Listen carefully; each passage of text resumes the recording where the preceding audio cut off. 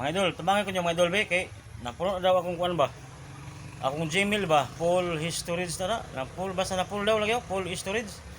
Hindi mo kabulo mga idol ko dun sa ni. Lagi kuri-kuri na ako dire. Magbayad ako no, magbayad ko no kanang maghimo tag otro sa man ni.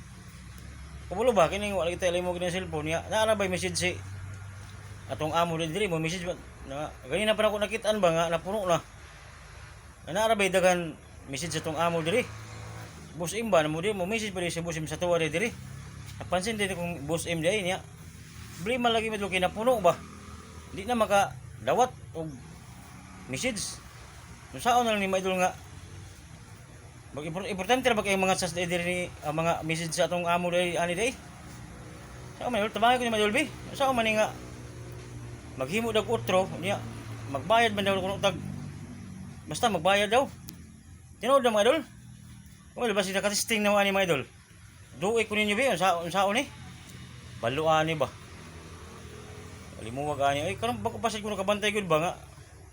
Mato sige to kuan ang Gmail nga kuan lagi daw puno-puno.